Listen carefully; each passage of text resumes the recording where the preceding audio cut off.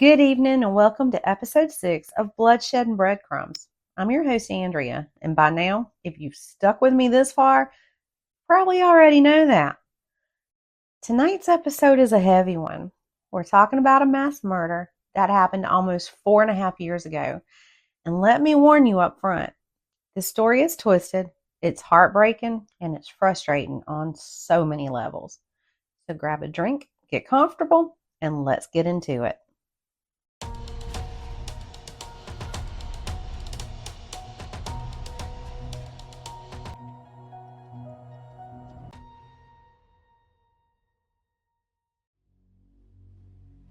Now, before we dive all the way in, I want to say something. I always try to make clear on this podcast that I don't make excuses for anyone that I talk about here, ever. What I do try to do is give background because mental health, family history, early childhood trauma, all of that is a part of the bigger picture. It doesn't excuse what these people do, but it does help us understand how the puzzle pieces fit together. So when I talk about Brandon Scott Hull tonight, just know that I'm not softening what he did because there's absolutely no excuse for it. All right, so let's rewind to the night of April 15th, 2021. 911 dispatchers in Indianapolis started getting calls, and not just routine calls. These were panicked, terrified voices saying there was a shooting going on at the FedEx ground facility. Can you imagine being at work, just going through a regular shift, and suddenly bullets start flying? By the time it was over, 9 people were dead, including the gunman. That gunman was 19-year-old Brandon Scott Hull. Now here's the thing. Brandon wasn't just some random angry kid who snapped out of nowhere. He had been troubled for a very long time. And this isn't one of those cases where you hear, oh, his parents ignored the signs. No, his mom, Sheila, she tried everything she could to get him help. She saw the warning signs early. And she did everything in her power to keep him from becoming exactly what he became. Brandon's dad died by suicide when Brandon was only 4. And that's right around the time Sheila started noticing his behavior wasn't typical.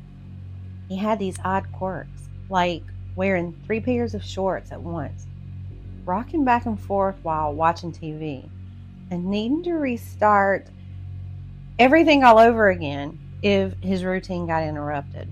And at first, doctors thought it was OCD, but that was just the beginning.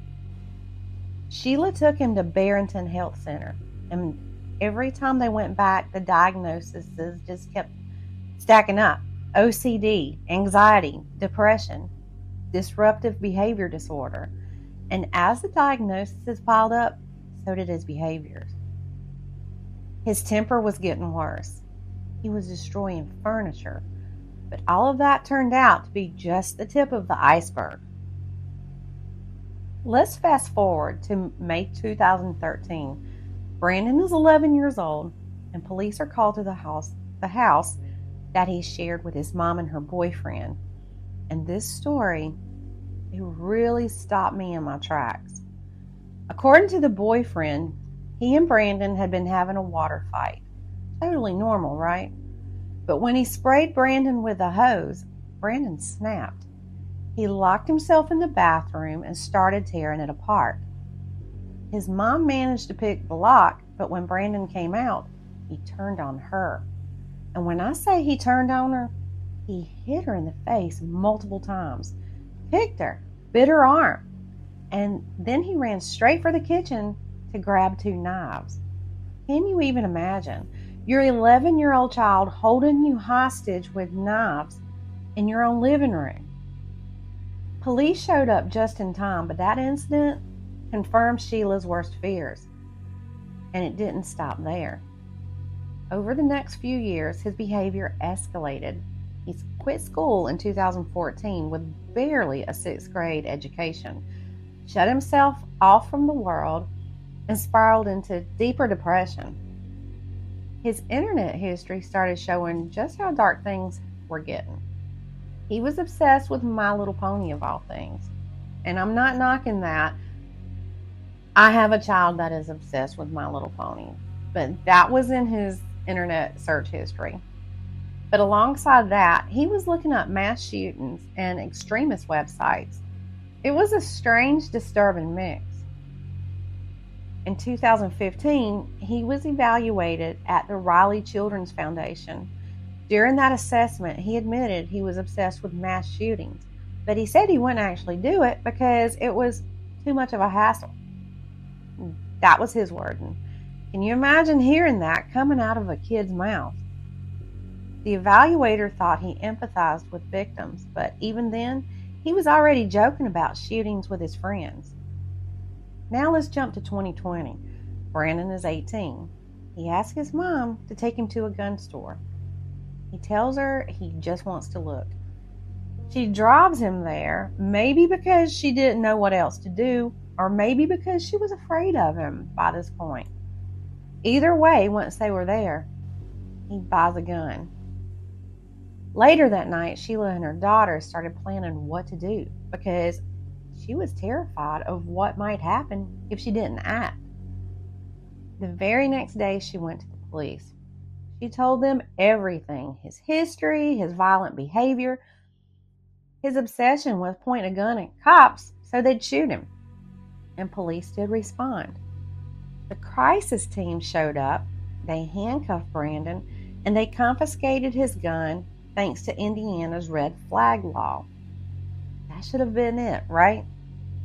He should have been held for a psych evaluation, but instead, less than 2 hours later, Brandon was released. And here's the kicker: there are no records of him even being evaluated that day. None. Just gone. A detective later told Sheila they'd file paperwork to classify Brandon as dangerous so he couldn't buy more guns. That didn't stop him. The FBI even visited Sheila's home at one point, and instead of scaring him straight, it just fueled his delusions. He even told them maybe he could join the FBI someday, and an agent flat out told him that would never happen.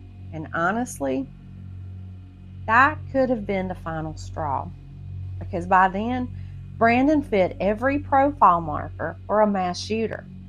Loner, depressed, violent fantasies, anger issues, narcissism, obsession with past killers. He checked all the boxes.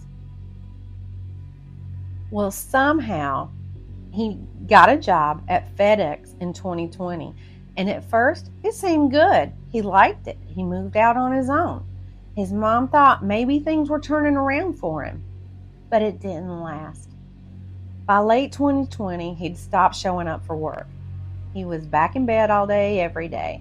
And by March 2021, he'd moved back home with his mom. She fought like hell to get him evaluated again, and this time he was diagnosed with major depressive disorder and anxiety. He even started therapy, but while he was in therapy, he was also stockpiling weapons, and worse, he was telling his social worker that he had no empathy for anyone, not even his own family, and that society should fear him. 2 weeks later, at his final session, he said the same thing. No empathy, a danger to society. On April 15, 2021, Sheila thought it was a normal evening. They had dinner together. He seemed okay. He took a bath, and she went to bed. But Brandon didn't. He left the house and went back to the FedEx facility where he used to work. He opened fire inside. Then in the parking lot, killing 8 innocent people before turning the gun on himself. And as if the story wasn't already disturbing enough, when investigators dug deeper, they found his motive tied back to My Little Pony. Y'all,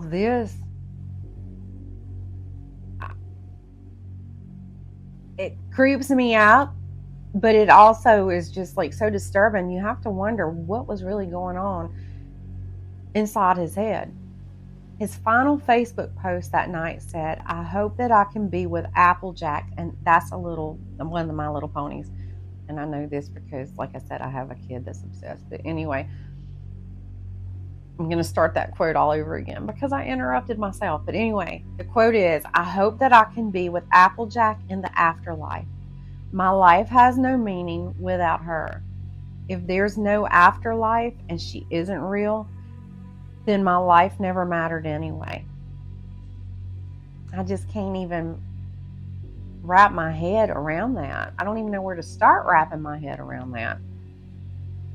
Sheila, his mom, has said many times since then that she grieves for the victims, not for her son.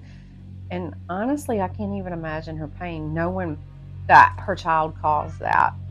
And she had did everything she could. She begged for help and the system failed her. And in the end, 9 people lost their lives. Now, I had considered playing some of the 911 calls tonight, but honestly, they're brutal. It takes a lot to make me cry, and these 911 calls did it. There's one from a survivor named Natasha that is the one that had me in tears. And if you're brave enough to listen, you can find them on YouTube. Like I said, it takes me a lot to bring me to tears, but hearing those people's voices absolutely did it. Well, y'all, that's it for tonight's episode of Bloodshed and Breadcrumbs. As always, check out the links in the description and hug your loved ones a little tighter tonight because you just never know. Good night.